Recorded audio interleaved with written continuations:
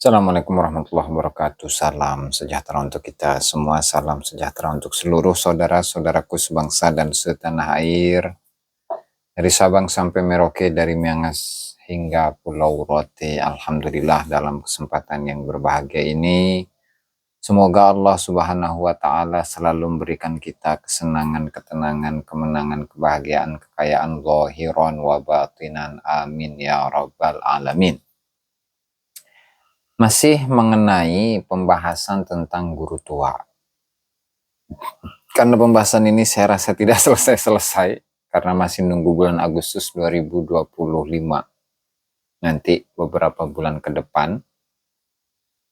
Dan yang menariknya, ada sebuah statement dari Kiai Haji Imaduddin Usman Al-Bantani dalam podcastnya di channel Mas Rifki Zulkarnain ya, beberapa hari lalu, di mana beliau mengungkapkan unek-uneknya dengan segala macam argumentasi-argumentasi yang beliau paparkan, yang pada intinya adalah bahwa dengan mengangkat guru tua atau Habib Idrus bin Salim Al-Jufri sebagai pahlawan nasional, maka itu sama saja dengan menciderai Undang-Undang Republik Indonesia. Ya, meskipun Kiai Haji Imaduddin itu dalam kondisi yang kurang fit ya, karena dari suaranya itu serak-serak basah. Ya, tapi masih dengan semangatnya, dengan berapi-apinya beliau, kesemangatan beliau untuk mencerdaskan masyarakat bangsa Indonesia, beliau tetap dalam durasi yang cukup lumayan ya, 16 menit kurang lebihnya. Kemudian juga la ilaha illallah Rasulullah. Di samping itu juga akan kita saksikan bersama-sama bagaimana kesan dari sahib Fagihil Megadam, yaitu Bang Wali TJ Teguh Iqbal Johar. Dan tentu pandangan yang beliau sampaikan itu ya sangat-sangat logis. Sangat logis. Dan terserah, artinya beliau itu menyerahkan secara penuh kepada negara yang nanti pada ujungnya, meskipun Habib Idrus ini sudah berkali-kali ya diajukan sebagai seorang pahlawan nasional, tapi memang pada ujungnya nanti adalah dikembalikan kepada pemerintah itu sendiri. Artinya ketika pemerintah itu memang mengabulkan permintaan atau permohonan dari abna al-khairat kepada pemerintah untuk mengangkat Habib Idrus bin Salim Al-Jufri sebagai seorang pahlawan nasional, ya sudah, kita al-ain waras begitu. Langsung saja tanpa berlama-lama, silakan untuk menyimak apa yang disampaikan oleh Kiai Haji Imaduddin Usman Al-Bantani dan Bang TIJ. Silahkan. Mengenai pencalonan Habib Idrus sebagai calon pahlawan, bagaimana Kiai Imad? Ya, terima kasih Mas Rifki Zulkarnain. Maaf, suara saya lagi serak. Ada Profesor Kamal, juga ada Dr. Sugeng Sugiarto, ada Bang Nasab Palsu. Tentang pencalonan pahlawan nasional, memang bangsa Indonesia yang terkenal di dalam sejarah perjuangan bangsa merupakan salah satu bangsa yang tidak pernah lepas dari perjuangan walaupun lama dijajah, tetapi dalam setiap masa selalu ada perlawanan dalam berbagai macam kesempatan. Tetapi memang sebelum tahun 1945 perjuangan itu tidak masif di seluruh wilayah tanah air, tetapi perlawanan-perlawanan yang dilakukan oleh para sultan-sultan di masing-masing daerah yang kadang-kadang daya tekannya tidak terlalu kuat karena hanya menyerang dari salah satu sisi, sementara kekuasaan VOC atau Hindia Belanda kemudian itu hampir merata di seluruh wilayah Nusantara. Pada pejuang-pejuang kemerdekaan Republik Indonesia yang di antara mereka ada yang sampai gugur bergelimpangan di medan perang, ada juga yang kemudian ditangkap oleh company Belanda, kemudian mereka dibuang, di antaranya ada yang ke Ceylon, ada yang dibuang ke Afrika Selatan, ada yang dibuang ke Digul, ada yang dibuang ke daerah lain masih di dalam wilayah Nusantara, ada juga yang dibuang ke Madagaskar dan lain sebagainya. Nah, oleh karena itu pahlawan dalam hal ini adalah sebuah gelar yang paling tertinggi yang diberikan oleh seorang Presiden Republik Indonesia.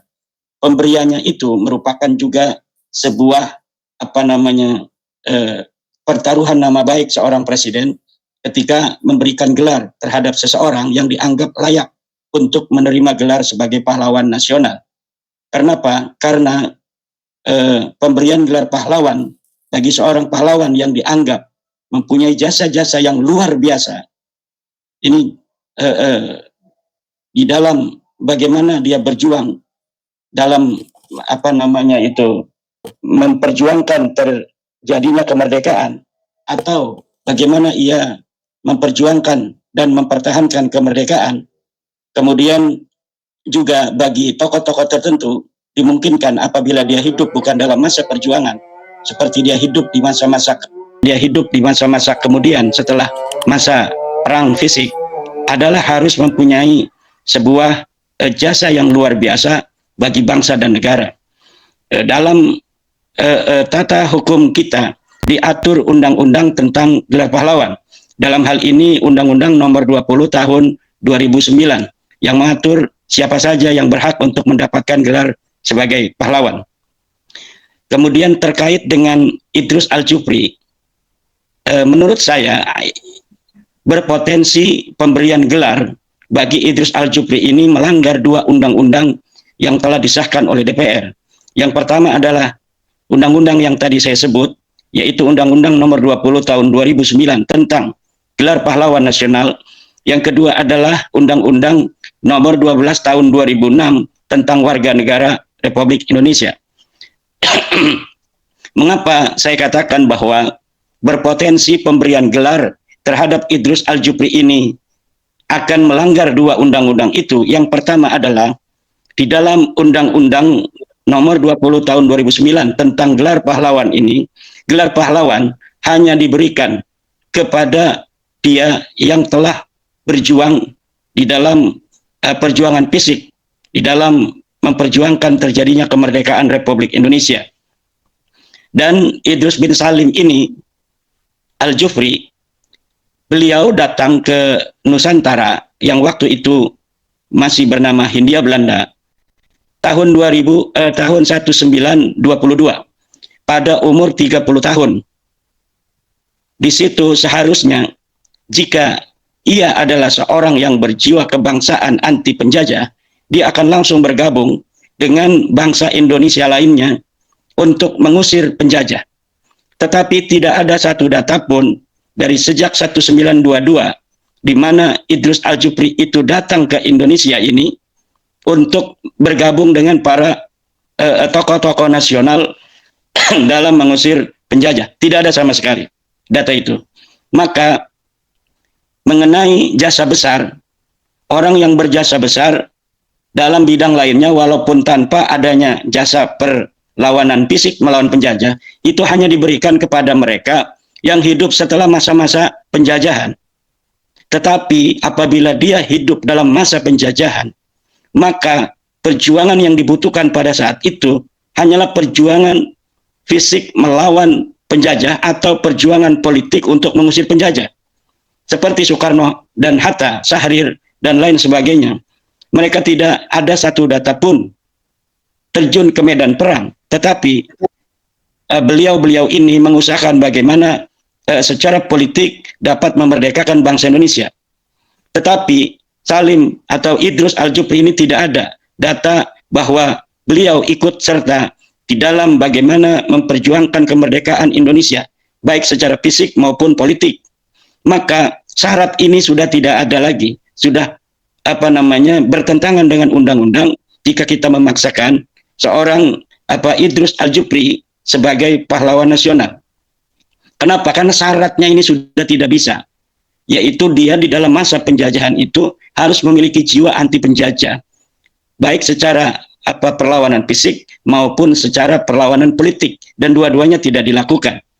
Nah, yang kemudian apa yang saya katakan tentang Undang-Undang Nomor 12 Tahun 2006 tentang warga negara, pengesahan beliau sebagai WNI yang dilakukan oleh Kementerian Hukum dan HAM yang kemarin tahun 2024 itu diberikan kepada Idrus Aljupri, ini berpotensi melanggar undang-undang tersebut, di mana di dalam undang-undang itu seorang WNI adalah dia yang lahir di tanah Indonesia ini.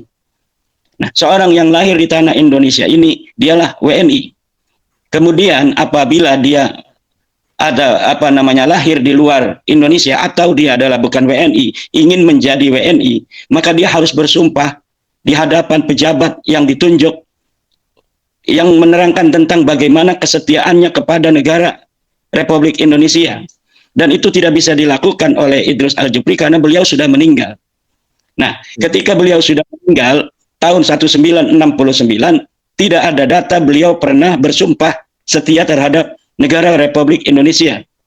Maka pemberian warga negara kepada beliau itu melanggar Undang-Undang Nomor 12 Tahun 2006.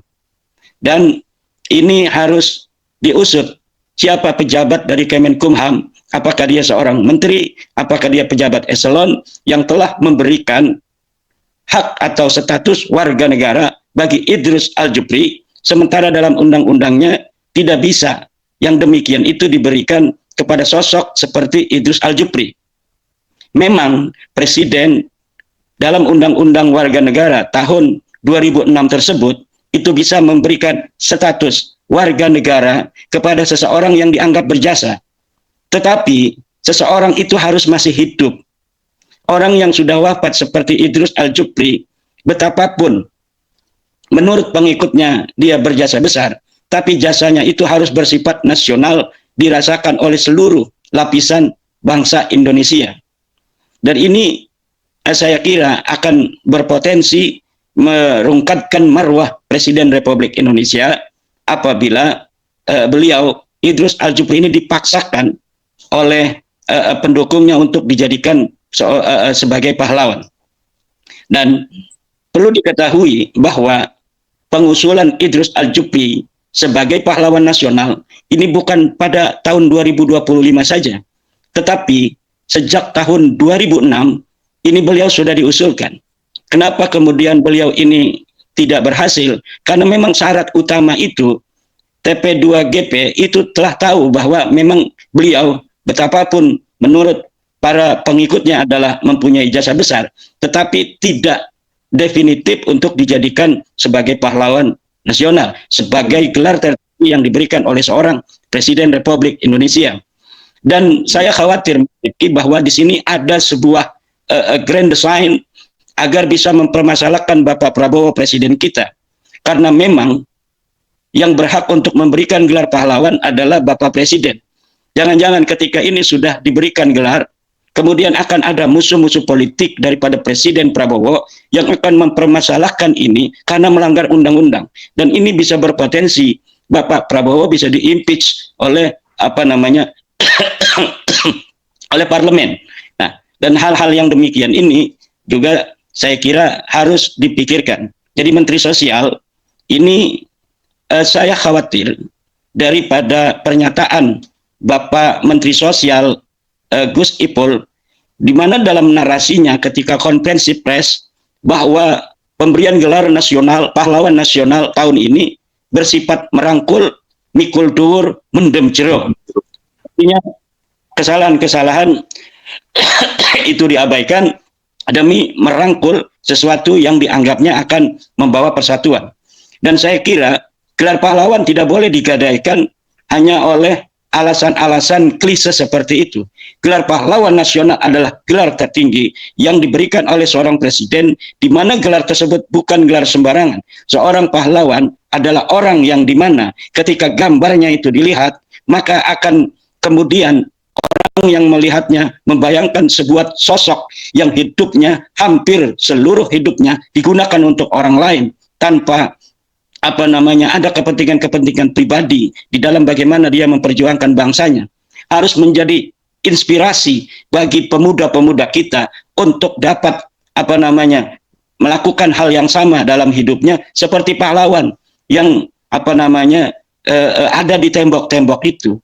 Lalu bagaimana nanti jika pahlawan ketika pengusulannya penuh dengan demo-demo memaksakan ingin diakui sebagai pahlawan, kemudian terpaksa karena ada tekanan-tekanan masyarakat, pemerintah kemudian menerima desakan ini untuk tokoh itu dijadikan sebagai seorang pahlawan.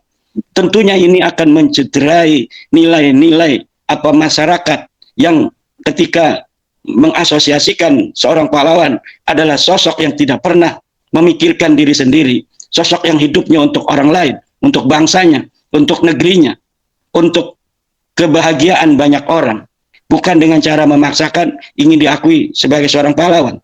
Dan saya kira belum tentu beliau, Idrus Al-Jufri ini, setuju dengan cara-cara yang tidak baik yang dilakukan oleh sebagian dari pendukung-pendukung hari ini yang ingin beliau dijadikan sebagai pahlawan nasional.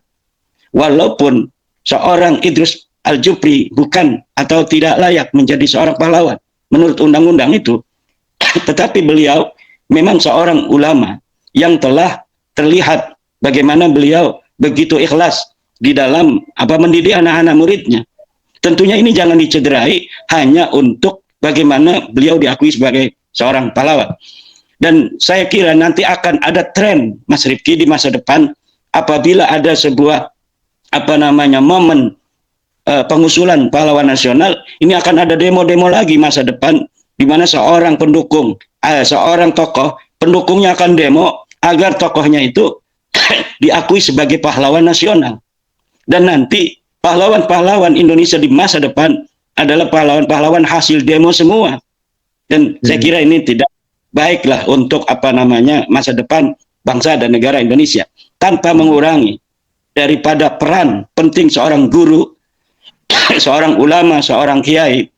Tetapi pahlawan nasional itu sudah ada item-item yang diatur di dalam undang-undang bahwa dia yang harus menjadi atau layak jadi pahlawan adalah satu, dia orang yang pernah memperjuangkan memperjuangkan melawan secara fisik, atau jika dia tidak hidup di masa perjuangan itu, misalnya setelah merdeka, dia harus mempunyai karya besar yang berskala nasional yang manfaatnya bisa untuk dirasakan oleh hampir seluruh rakyat Indonesia.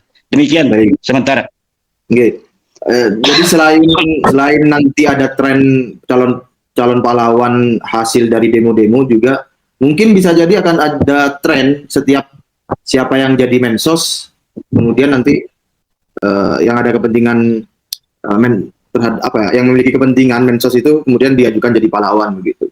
Jadi mensos menjadi pintu masuk. Kalau juga diketahui bahwa guru tua ini mempunyai cucu yang jadi mensos, yaitu Bapak Al-Jufri juga yang pernah jadi mensos dari Partai Keadilan Sejahtera, dan bisa jadi itu diusulkan ketika beliau itu jadi Menteri Sosial. Dan saya kira ini tidak menjadi sebuah ekosistem yang kurang baik terhadap bagaimana dan siapa yang layak untuk jadi seorang pahlawan di masa yang akan datang.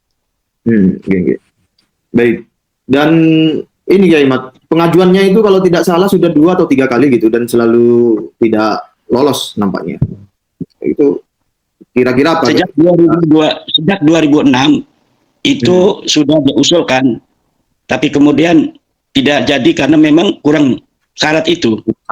Dan saya kira akan seperti itu terus apabila TP2GP konsisten seperti tim-tim pemberi gelar pahlawan seperti yang kemarin-kemarin, tokoh-tokoh yang luar biasa integritasnya seperti Anhar Gonggong, Hasan Wirayuda dan lain sebagainya. Tidak akan bisa orang-orang yang dianggap tidak layak secara undang-undang untuk dijadikan pahlawan nasional tidak mungkin bisa diangkat sebagai pahlawan nasional. Demikian. Ya. Baik, terima kasih Kiai Mat.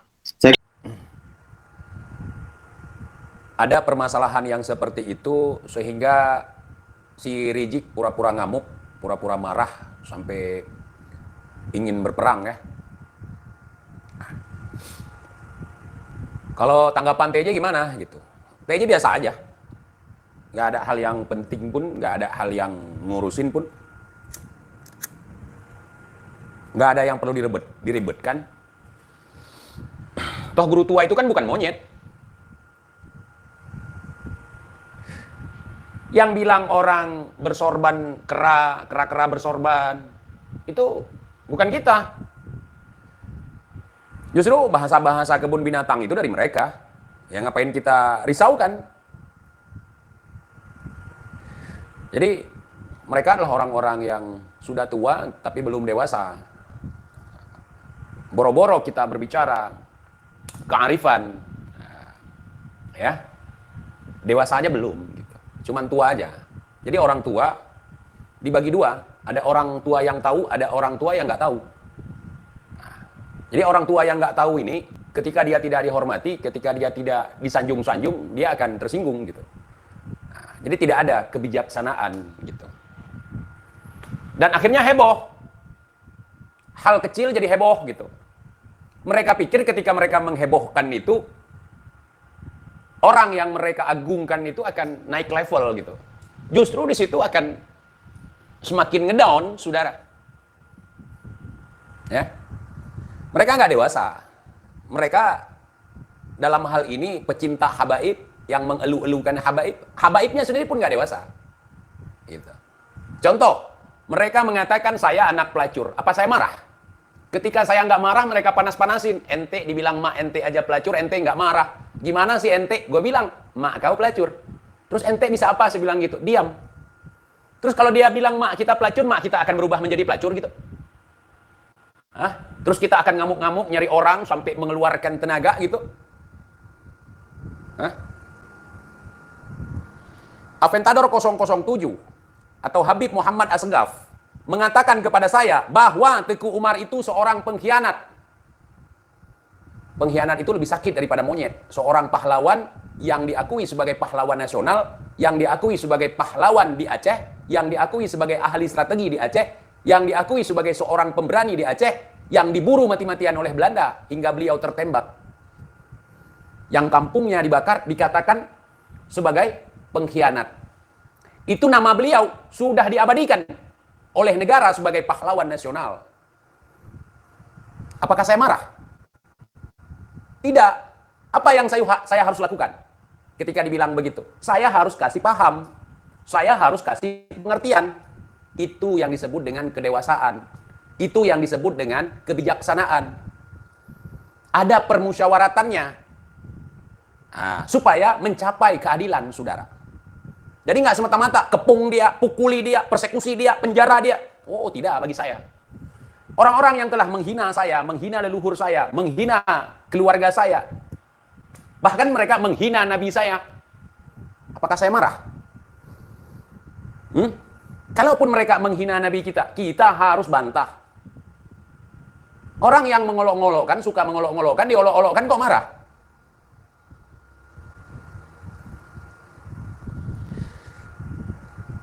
Iya, ya sudah, guru tua bukan monyet. Ketika kalian ngamuk-ngamuk, ya, guru tua dibilang monyet, dalam hal ini Gus Fuad Pleret, semakin lucu. Seolah-olah kalian ragu bahwa orang yang kalian agung-agungkan itu monyet, bukan ya? Bukan monyet, kita harus marah gitu. Jadi kami ini ketika melihat hal ini ricuh, hal ini jadi rame, hal ini dibawa kemana-mana, kemudian ada pertunjukan setiap hari, bawa-bawa celurit, bawa golok, buat surat pernyataan, kecaman, kutukan, lucu. Terus kalau bukan monyet siapa? Manusia. Guru tua bukan monyet. Saya setuju. Saya setuju. Guru tua bukan monyet. Kalau monyet bukan guru. Bukan. Nah, ketika Gus Fuad mengatakan guru tua itu sebagai monyet, gitu ya, secara tidak langsung memang. Kalau seandainya guru tua itu kakek saya, datuk saya nggak marah. Kenapa? Kenapa kamu nggak marah, TJ? Itu kan datuk lu dihina. Ya karena saya tahu cara mengkondisikan diri saat kita sedang dihina, saat datuk kita dihina, saat keluarga kita dihina. Kita nggak perlu marah-marah. kita kasih paham, kita kasih pengertian, bukan ngamuk-ngamuk, bukan dengan emosi, saudara. Saya dibilang PKI, cucu PKI, berarti kakek saya PKI dong. Apa saya marah? Malah saya akui lagi, iya saya PKI. Pedagang kopi Indonesia sama petani kopi Indonesia, saya bilang saya plesetkan. Jadi kurang dewasa begitu, saudara. Ini saya kasih edukasi ya, untuk sahabat TJ tentunya, untuk para mukibin ya, nggak mungkin mereka bisa menyerap. Jadi tradisi ketimuran kita, tradisi bijaksana, tradisi musyawarah itu seakan-akan udah nggak ada di Nusantara, saudara. Kalau kita mencari-cari pertunjukan yang sifatnya adalah penghinaan terhadap Rasulullah, terhadap Allah, bahkan terhadap akidah kita, terhadap syariat kita, banyak sekali. Tapi apakah kita marah dengan hal itu? Kita nggak suka ketika ada orang yang ingin mencoba-coba untuk menistakan Rasulullah, menistakan Allah, menistakan ajaran agama Allah. Tidak dengan cara ngamuk-ngamuk. Nah, kita rendahkan si dia itu dengan cara profesional. Kita jadikan mereka itu sebagai kalau kita bilang badut, ya memang mereka badut gitu. Ya seperti itu. Nah, ketika guru tua ini dibilang monyet sama orang, terus reaksi bermacam bentuk emosional yang digembar-gemborkan gitu. Ya bukan monyet, guru tua bukan monyet. Apakah harus kita tulis setiap kita menyebutkan nama guru tua bukan monyet? Almarhum Al-Habib Idrus Al-Jufri atau guru tua dalam kurung bukan monyet gitu. Kan nggak seperti itu, saudara. Nggak seperti itu. Nah, kalau saya nggak segan-segan siapapun. Nah, kalau memang saya mau katakan monyet, mau saya katakan lutung, saya nggak ada rem.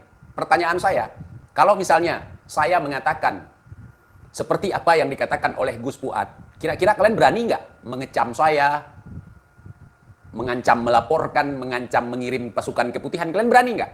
Kalau saya mengatakan seperti yang dikatakan oleh Gus Fuad terhadap guru tua, sah. Saya punya rekaman Habib mengatakan bahwa Teguh Umar adalah pengkhianat. Sementara Teguh Umar itu adalah pahlawan nasional diakui oleh negara tanpa demo, tanpa ricuh, tanpa masalah. Begitu. Ya, saya simpan omongan Aventador 007. Gitu. Lah, kalau misalnya saya ingin kekanak-kanakan seperti kalian, seperti para habaib atau seperti para mukibin, saya bisa aja. Gitu. Saya bisa aja. Tapi saya tidak mau melakukan hal yang seperti itu gitu. Nah, terus kalian paksakan kami untuk percaya bahwa guru tua itu adalah sebagai pahlawan gitu. Saya nggak percaya sebelum disahkan oleh negara sebagai pahlawan nasional, apalagi Aventador 007 atau Muhammad Asghaf mengatakan kalau tidak ada guru tua, maka tidak ada Indonesia atau Indonesia tidak akan pernah berdaulat gitu. Dan gua merasa itu dongeng gitu. Nah, di saat seluruh Indonesia sudah berhasil ditaklukkan oleh Belanda, maka satu-satunya yang belum bisa ditaklukkan oleh Belanda daerah tempat tinggal saya, teman-teman. Nah, karena ketika pemimpin ditangkap di Aceh, ketika pemimpin ditangkap oleh Belanda di sini, maka kepemimpinan akan dipegang oleh orang lain, yakni kadhi negara. Begitu. Dan kedaulatan itu tidak bisa diambil oleh penjajah.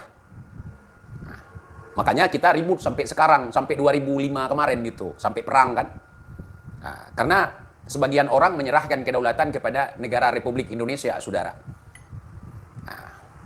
Nah, saya justru ingin ada banyak habaib diusulkan sebagai pahlawan nasional, walaupun ketika diusulkan sering terpental, ditolak. Itu bukan kriminalisasi yang dilakukan oleh pemerintah, saudara.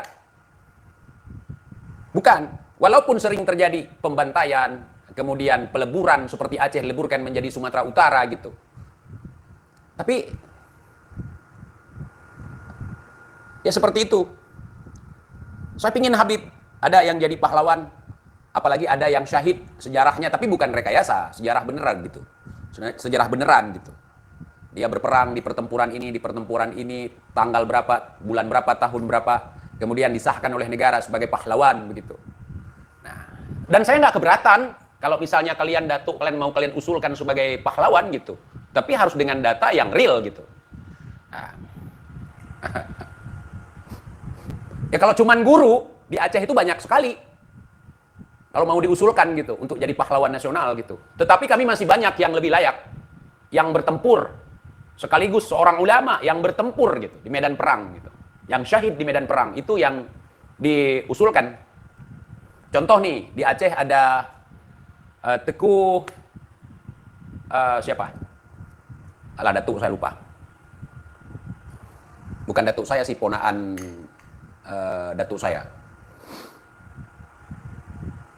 Teguh Johan Alamsyah. Teguh Johan Alamsyah itu bergerak di bidang pendidikan. Beliau setuju terhadap cara atau pola pendidikan dari Belanda. Kemudian beliau membangun Jamaah Al-Muslim di Pesangan Raya di Kabupaten Birun di Aceh Jempa. Tengku Abdurrahman Menasamcap dan beberapa lainnya, saudara, yang kemudian sekarang menjadi universitas gitu. Beliau juga berperan dalam bidang pendidikan gitu. Dalam bidang pendidikan. Tapi kami tidak pernah mencoba untuk mengusulkan beliau untuk menjadi pahlawan gitu. Karena di dadanya ada lencana. Gitu. Kalau misalnya referensi dari saya kurang jelas, silahkan di googling.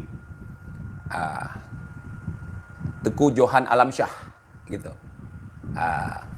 Teguh Johan Alamsyah. Bisa di googling boleh, bisa datang juga ke sini gitu ya. Jadi dulu di Aceh itu ada yang menolak pendidikan Belanda, kemudian banyak yang tertarik terhadap pesantren tradisional gitu. Jadi kalau sistem pendidikan Belanda dianggap itu pendidikan kafir dulu. Seperti misalnya di Jawa itu.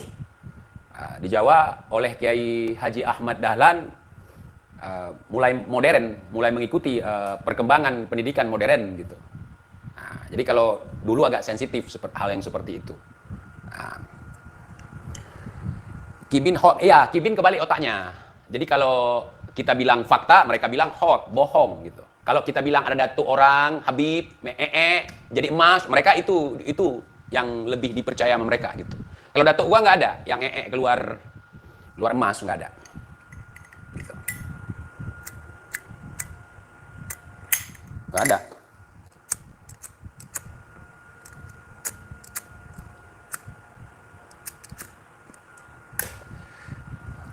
Saya akan hormat siapapun ketika disahkan oleh negara sebagai pahlawan nasional gitu. Tetapi ketika ada pahlawan nasional tentu ada referensi, tentu ada sejarahnya perjuangan beliau gitu. Menarik untuk kita baca. Jadi pertanyaan saya sangat simpel sekali. Jadi selama ini kalian koar-koar, si Bahar, si Riji koar-koar, dan juga Habib-Habib yang lain di atas panggung-panggung ngamen ya, di atas panggung-panggung dongeng gitu. Datuk-datuk kami yang telah mengusir penjajah, mereka siap berdarah-darah, mereka siap merenggang nyawa demi Indonesia, saudara. 2025 baru diusulkan jadi pahlawan. Itu pun guru, saudara. Nggak apa-apa. Guru karang lagu, itu nggak apa-apa. Sementara datuk-datuk kami di sini bukan ngarang lagu, bukan cuman pimpinan yayasan, saudara. Mereka itu orang-orang yang terjun langsung ke dalam medan pertempuran, saudara. Mereka itu ulama yang merangkap sebagai panglima perang, saudara. Mereka masih punya karya yang bisa kita baca sampai hari ini, saudara. Tulisan-tulisan mereka masih ada sampai hari ini, saudara, dalam bentuk manuskrip. Nah, mungkin di sana keterbatasan pahlawan, nggak apa-apa. Nggak apa-apa. Nah, kalau misalnya ini guru tua yang bukan monyet ini mau jadi pahlawan, nggak apa-apa. Nggak apa-apa. Kita nggak iri dengan hal yang seperti itu. Cuman kalau yang model seperti itu mau diusulkan dari Aceh cukup banyak masih. Cukup banyak. Bahkan yang ada kuburannya di Blora itu di Blora Jawa Tengah itu belum diusulkan. Ada yang belum diusulkan. Malah kemarin Gubernur Jawa Tengah itu Pak Ganjar itu malah pingin mengusulkan. Karena memang mereka pahlawan yang diasingkan ke Blora Jawa Tengah. Kuburannya di Blora Jawa Tengah. Gitu. Kita nggak berbicara, saya yang paling baik, daerah saya yang paling hebat, datuk saya yang paling sakti gitu. Enggak. Kalau kita menceritakan hal seperti itu nggak akan selesai. Begitu. Nah, begitu. Berapa banyak pahlawan-pahlawan dari Aceh yang kuburannya di Pulau Jawa? Bahkan raja terakhir Aceh dimakamkan di Jakarta, dimakamkan di Sumedang, dimakamkan di Blora. Di Blora itu bukan 1-2 orang gitu. Datuknya Bung Lubis, datuknya saya makamnya di situ. Saudara. Tapi tidak saya gembar-gemborkan dulu, sekarang baru. Kenapa? Karena kami dikasih pemahaman begini. Biarlah jasa mereka itu dicatat oleh Allah Subhanahu wa taala sebagai amal jariah mereka, sebagai jihad fi sabilillah. Mereka sampai meregang nyawa di dalam pengasingan, Saudara. Nah. Jadi kan terlihat hari ini. Beberapa tahun lalu mereka selalu koar-koar datuk mereka. Pertama, mengusir penjajah Belanda dari tanah Nusantara. Datuk mereka yang mengislamkan Nusantara. Kalau tidak ada datuk kalian, kalau tidak ada datuk mereka, maka orang di Nusantara ini akan menyembah pohon. Makanya ada orang di Nusantara ini sekarang menyembah batu nisan. Kenapa? Karena jasa datuk mereka, Saudara. Siapapun yang diembankan tugas untuk mensyiarkan ajaran Islam, mau datuk ente, mau datuk ane, tentu dengan keikhlasan. Nah, jadi nggak perlu seperti itu, petantang petenteng gitu, biasa aja. Gitu. Katanya berdarah-darah, itu yang lucu. Nah, bahkan yang kita banyak pahlawan di Aceh ini perempuan. Panglima-panglima perang banyak perempuan. Setelah suaminya meninggal, setelah suaminya syahid, dia yang ngambil alih estafet sebagai pemimpin gitu. Enggak koar-koar kita berdarah-darah gitu. Padahal perempuan loh. Gitu. Ini laki-laki katanya berdarah-darah. Ketika kita tinjau apa yang dia lakukan di masa-masa perjuangan, cuman ngarang lagu, cuman jadi ketua yayasan gitu kan. Tapi kan nggak sampai berdarah-darah. Nggak sampai syahid di medan tempur. Ah, begitu.